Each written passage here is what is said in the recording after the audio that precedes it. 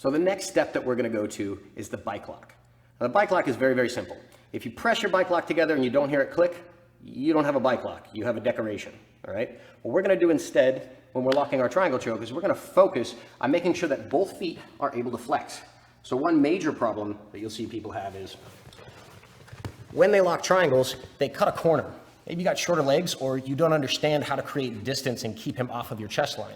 So when you guys go to lock, a lot of you guys will reach behind your thigh and you'll pull here. Now, if you're good at triangles, you can actually make this work and lock on top of your shin and then be able to flex your feet. But for most people, this is just a bad shortcut. What you end up doing is you end up locking on your toes, and then as the person starts posturing, you start straight ankle locking this ankle, and then you let go right here. Even if you don't feel that pressure and you don't let go, it's a very, very inefficient lock. It doesn't have the right leverage to finish. So what we want to accomplish here is, I've already shimmied away, and then I've hit the slap bracelet, and when I go to lock, I'm not grabbing at my ankle, and I'm not grabbing on my foot. I'm grabbing slightly at my shin. So a good rule of thumb here is, if you grab directly on your ankle, move one hand up that direction. So now there's space for my hamstring to lock on an actual straight bone, not on a joint.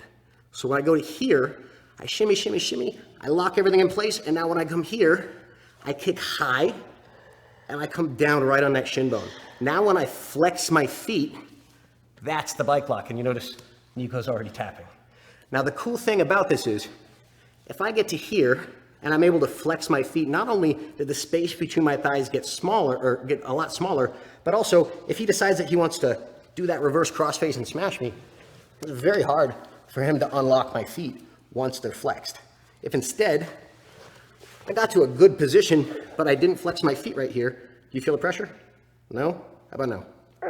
Very, very easy for me to multiply that power. But on top of that, if I go here and my foot is not flexed, then when he starts driving across, my foot starts separating from the back of my hamstring and I'll lose the lock.